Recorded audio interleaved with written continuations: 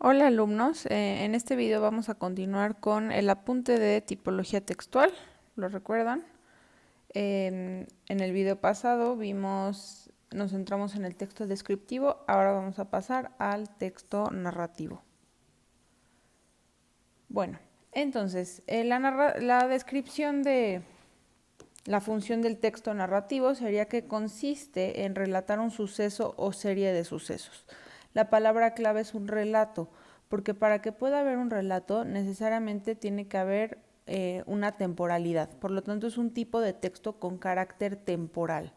Si nosotros comparáramos el texto descriptivo y el narrativo, una de las principales diferencias que surgirían es que en el descriptivo normalmente hay solamente un carácter espacial, aunque sí puede haber descripciones de acciones, ¿no? Como habíamos visto en algunos ejemplos en el apunte pasado.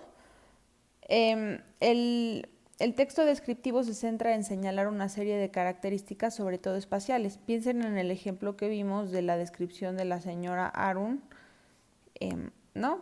Todas las comparaciones y los adjetivos se centraban en describir sus características en el espacio, o sea, el espacio de su cuerpo, por ejemplo. En cambio, el texto narrativo también incluye el espacio, pero además tiene la dimensión temporal. Hay tanto espacio como tiempo. Esto es muy importante. Vamos a ponerlo destacado. Carácter temporal. Ahorita vamos a hablar más de esa característica muy importante. Bueno, ¿dónde podemos encontrar el tipo de texto narrativo?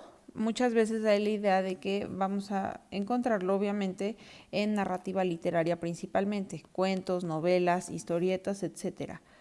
Pero la narrativa está presente en muchos otros ámbitos de nuestro día a día y los relatos pueden ser tanto ficticios, es decir, inventados, o también reales. Entonces también vamos a encontrar el texto narrativo en el cine y en la televisión. De nuevo puede ser ficticio, una película, o real, por ejemplo, un documental, un programa de televisión de reality show, ¿no? Todos esos tienen narrativa. Después también podemos encontrar textos periodísticos con el tipo de texto narrativo, por ejemplo, las noticias. Y también, por supuesto, narramos nosotros en nuestras conversaciones, cuando llegamos a contarle a un amigo lo que hicimos el fin de semana, por ejemplo. Ahora veamos algunas de las características o la estructura, los elementos que tiene que tener un texto narrativo para poder ser considerado como tal. La primera característica sería que tiene que haber un actor o personaje.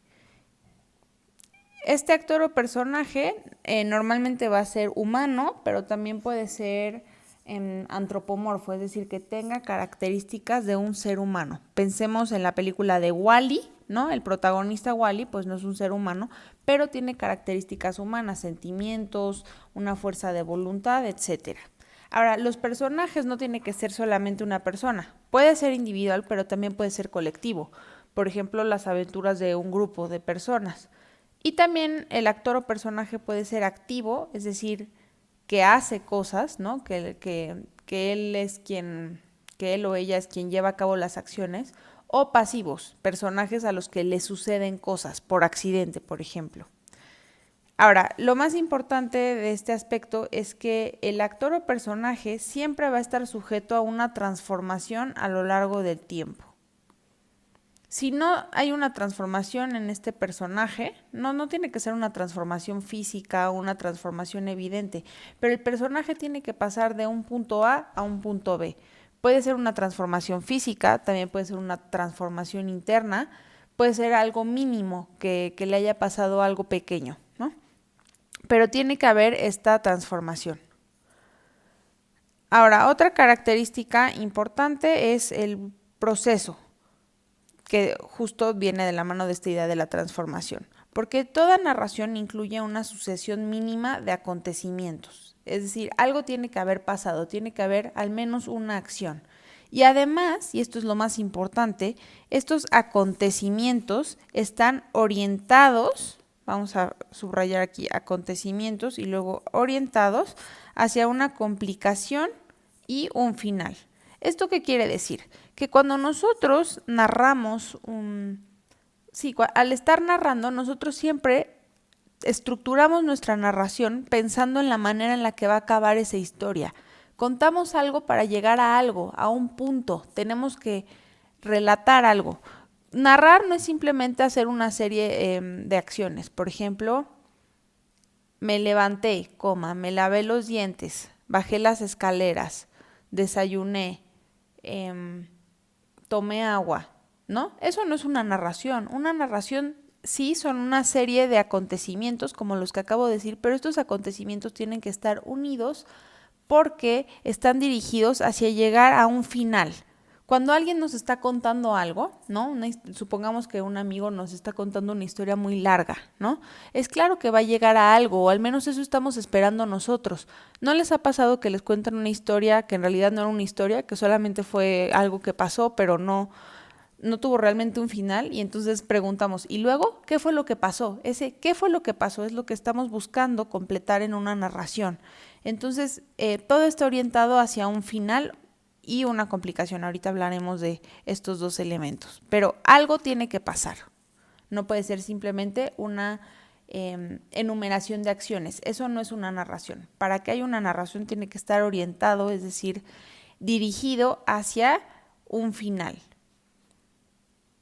Y justo se relaciona con la transformación, porque ese final, si vamos nosotros del punto A al punto B, algo tiene que haber pasado que conecte esos dos puntos para que se considere una narración. Bueno, dentro de la característica del proceso encontramos varias cosas. Uno es que al estar orientados, ¿no? Dirigidos hacia un final, en una narrativa siempre vamos a tener relaciones de causa y efecto. Eso es lo que carecería, por ejemplo, una enumeración de acciones, ¿no? Como la que acabo de decir de me levanté, me lavé los dientes, tal. ¿Cuál es la relación causa y efecto entre estos acontecimientos? No la hay, tenemos que agregarla a partir del lenguaje para que podamos generar una narración, ¿no? Con frases como y después, de pronto, súbitamente, me di cuenta que, etcétera. Después, carácter temporal.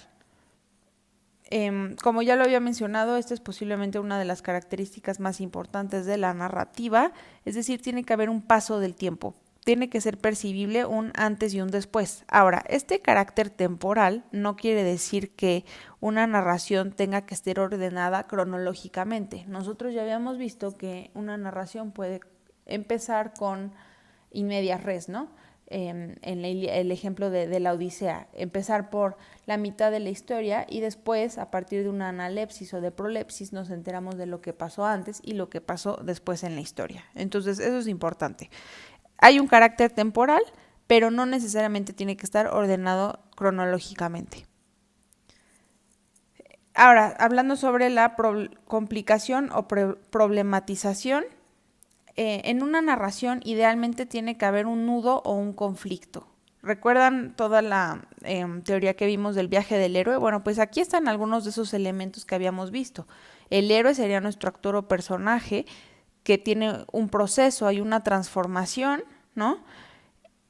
Y dentro de esa estructura narrativa, aquello que genera la transformación es que hay una complicación o una problematización. Ahora, esto no tiene que ser necesariamente algo negativo, pero tiene que ser un nudo en el sentido de algo que pase, que genere esa transformación, que detone la transformación. Si no hay algo que pase, ¿no?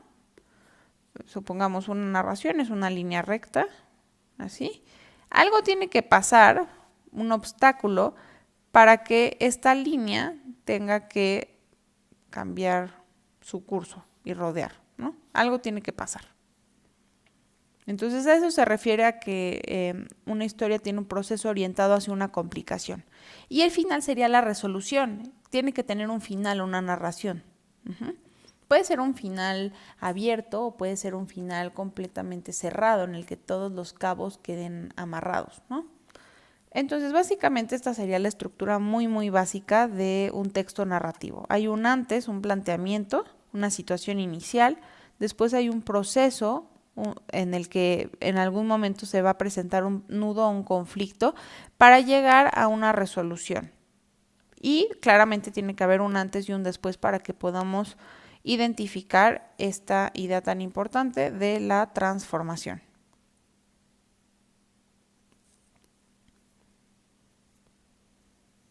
Vamos a ponerlo así, transformación.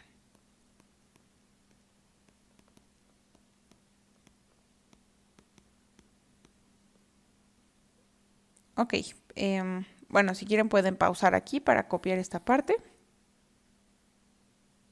Okay, y también pueden pausar esta parte de la estructura o las características de la narración para copiarla.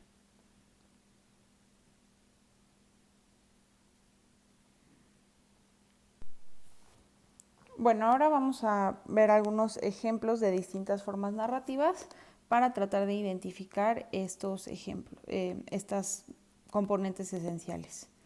Veamos una historieta cómica que no tiene texto, son puras imágenes que comunican. Entonces, aquí tenemos un tipo de discurso narrativo no verbal. Bueno, no sé si conocen a los personajes, son de Peanuts, de Snoopy. Entonces tenemos a esta niña que se llama Lucy. Lucy está en la nieve, empieza a formar una bola de nieve, ¿no? No sabe a quién lanzársela y de repente ve pasar a Carlitos o Charlie Brown, ¿no? Finge demencia, finge que no le quiere hacer nada y cuando Charlie Brown pasa sin darse cuenta de lo que está tramando Lucy, esta cara nos comunica que algo está tramando, ¿no? Que su intención es lanzarle la bola de nieve. Entonces se prepara para lanzar, pero su lanzamiento es muy malo, cae justo enfrente de ella y entonces toma la decisión de perseguir a Charlie Brown y lo patea, ¿no? Como para compensar el no haberle pegado con la bola de nieve. Entonces, analicemos algunos de los, cuáles serían las etapas en este tipo de narración. El planteamiento,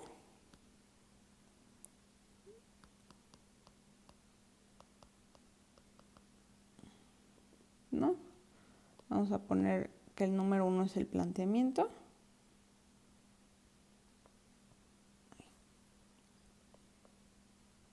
El planteamiento sería la situación inicial, ¿no? Entonces tenemos al personaje haciendo la bola de nieve.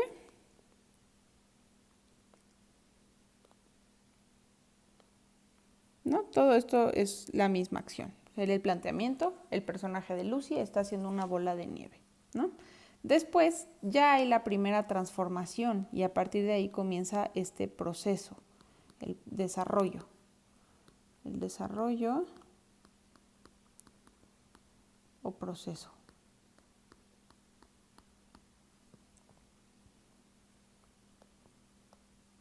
Aquí ya está tramando algo, ¿no? Aquí ya algo pasó, hubo una transformación, apareció el personaje de Charlie Brown y entonces la intención inicial que todavía no era clara de Lucy se vuelve clara en este momento en el que vemos su cara y cómo tiene la bola de nieve lista para lanzársela a Charlie Brown. Esto sigue siendo parte del planteamiento, del desarrollo y después aquí tenemos el conflicto o nudo.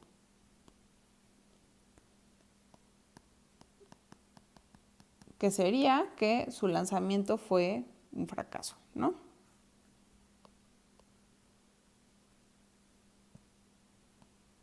Dura estas partes, ¿no? Después aquí toma una decisión y entonces ya tenemos una resolución o desenlace de la narración. Vamos a poner desenlace, resolución. ¿Qué sería a partir de este momento en el que toma la decisión de perseguir a Charlie Brown y golpearlo? ¿Sí? Ahora, si analizamos esta tira cómica, aunque es muy sencilla, no tiene palabras, vamos a notar que para haberla diseñado, ¿no? Charles Schulz, el autor de las historietas de Peanuts, tendría que haber tenido desde el comienzo, ¿no? Desde antes de comenzar a ilustrar esta historieta, muy claro cuál iba a ser el final. Es decir, ¿por qué nos está planteando a Lucy formando la bola de nieve? Es porque sabe cómo va a continuar la historia, tiene un propósito, está orientado desde el dibujo número 1, está orientado hacia irnos poco a poco llevando de la mano en toda esta transformación para llegar a un final. Bueno, veamos ahora un tipo de texto narrativo que no es literario ni artístico, ¿no? Como la historieta. Dice, chica, desolada, con el vestido manchado. Es un guión. Vaya, qué gracia. Tenía que ocurrirme esto el día del estreno. Y ahora, ¿qué voy a hacer? Si lo lavo con el detergente de siempre, adiós a los colores. Y además seguro que quedan restos de manchas. Voz en off. Aquí está el nuevo Skip Color, eficacia con precisión. Se muestran 2 camisetas. Estas 2 camisetas tienen manchas de grasa. Una la lavamos con un detergente tradicional y la otra tal y tal y tal, ¿no? Bueno, aquí ya sería más bien explicativo. Entonces analicemos más bien esta parte, que sería la narrativa, ¿no? Es un anuncio de detergente. Entonces, el planteamiento sería...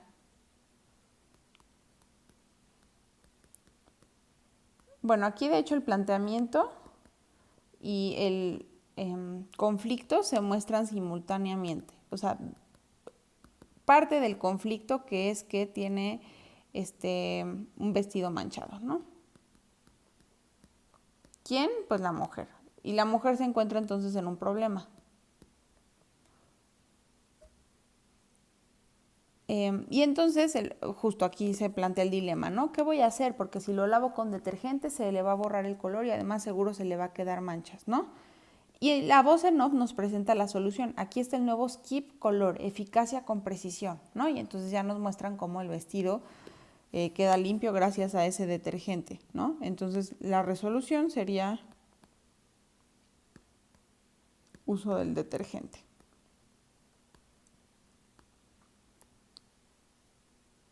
¿Sí? Y entonces nos están explicando algunas características de este detergente, los beneficios de este detergente, pero en vez de hacerlo a partir de un texto explicativo, nos lo hacen a partir de una narración.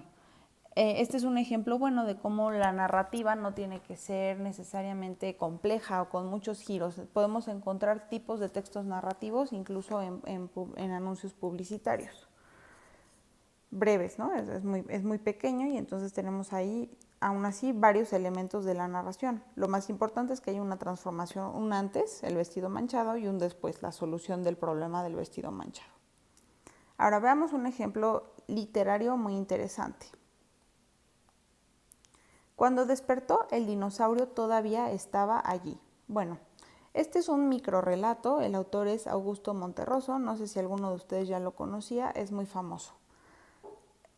Ahora, analicemos si realmente en una sola oración podríamos encontrar los elementos de la narrativa. Bueno, el primero sería identificar si hay un actor o un personaje. No nos está diciendo el nombre, pero está hablando de un él o de un ella, ¿no? Entonces este sería el actor. Actor de nuestra historia. Ok. Después, el dinosaurio todavía estaba allí, ¿no? Podríamos identificar al dinosaurio como el nudo o el conflicto. Y no el dinosaurio en sí, sino que el dinosaurio siguiera ahí, ¿no? Ahora, hay una transformación, bueno, la podemos inferir, puede ser que no esté el antes y el después, pero ¿cuándo? Nos está indicando una temporalidad. Además, tenemos un tiempo narrativo en pretérito que nos está indicando también un paso del tiempo, una transformación. Ahora, después, lo más interesante es el uso del todavía, porque nos indica este adverbio, un antes y después. Antes estaba allí y después todavía estaba allí. Entonces, quizás no hay una transformación en el sentido de que algo cambió, ¿no? Porque todavía estaba allí, antes de despertar seguía ahí y cuando despertó seguía ahí, ¿no? Pero sí hay una transformación en el sentido de que algo pasó, marcado por los verbos, ¿sí? Entonces aquí podríamos señalar el acontecimiento. Voy a ponerlo más chiquito para que quepa.